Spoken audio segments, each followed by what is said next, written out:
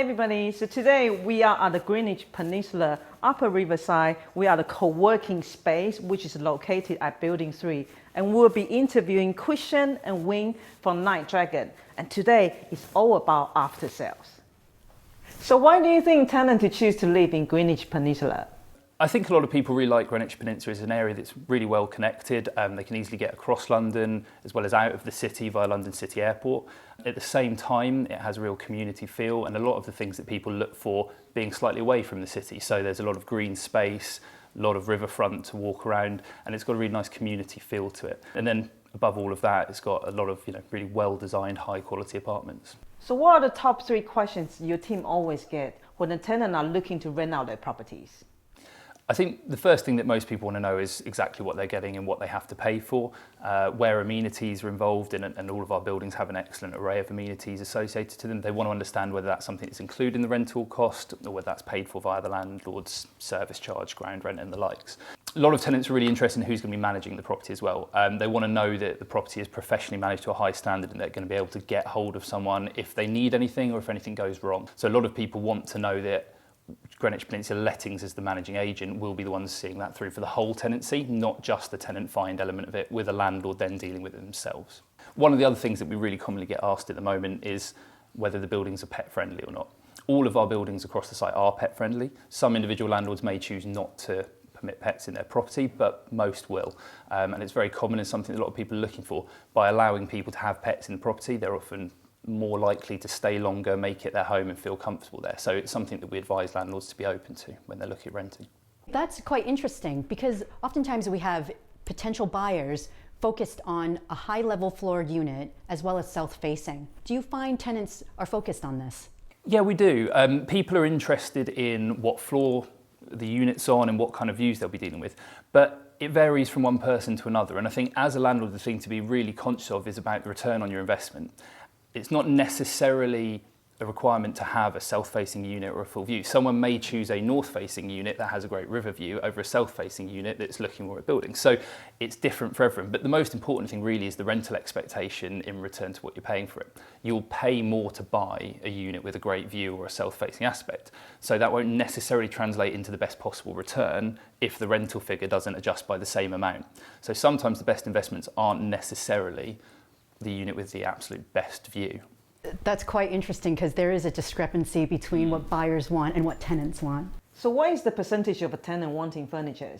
We see about 80 to 85% of tenants across the peninsula looking for a furnished apartment, so it's the largest part of the market by a long way.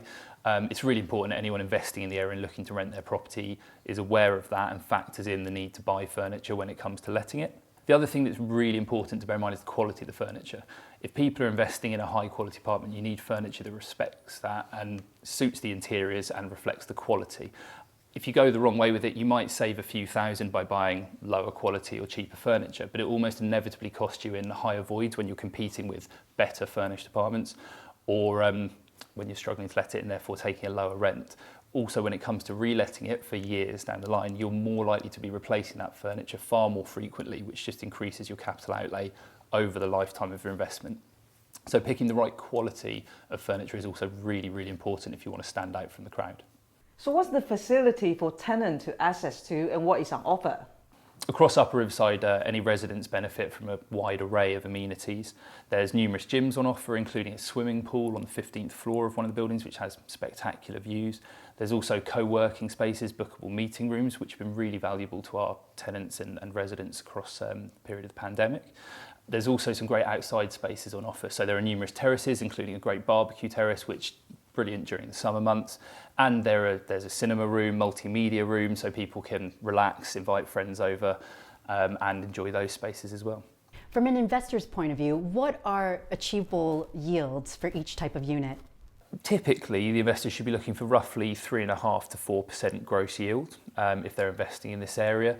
the unit type isn't necessarily the most important thing. It's about looking at the relevant return on the individual units. So there are different demographics and different markets for each different unit size. Some of the larger units appeal to professional sharers, where we've got kind of 2 double bedrooms and the cost is split between 2. So they're paying higher rents, which gets you the same kind of return in the long run. So there's no particular unit type that people need to focus on. It's about that overall return and yield. And some units tend to work better than others, and that can actually be surprising. A lot of people might expect it's only the studios and 1-beds, whereas you might find the right 2 or the right 3-bed actually has a fantastic return associated with it. The other thing that's really important to remember in this particular market in Greenwich Peninsula is that the area is expanding rapidly. We're building a new area and a new community in a new part of London, and with that's going to come increased capital and rental growth over time, which is likely to outperform the wider market. So even though the yield now may be at 3.5–4%, within near future they should be getting well in excess of that. Amazing. And then we also have the design district that's going to be opening next summer of 2021, which will increase the volume of professionals working on the peninsula. So once a buyer has completed the purchase of the property and they're interested in renting it out, what happens next? We're in a unique position at Greenwich Peninsula because of the way we work as a lettings agent working directly with the developer. We're able to get in front of that marketing for a landlord in a way that you can't normally do in most developments. So because we work so closely with the developer, we've got access to digital content, materials. We're aware of the layouts of all the units, the styles and the values way ahead of them completing. So prior to even reaching that completion, we're able to speak to a landlord, advise them on what rental they can expect, what they need to do to prepare for that. And as soon as they know when they'll be completing, we can then start the process of going out and finding them a tenant before they've even got their keys. So it's a really unique and beneficial position to be in that a typical agent just isn't able to offer. So by being here and having that inside knowledge and that expertise, where all we do is let properties on Greenwich Peninsula, we can make sure that we're getting the best possible return and minimising a void period for a landlord by getting a tenant as close to possible when they complete.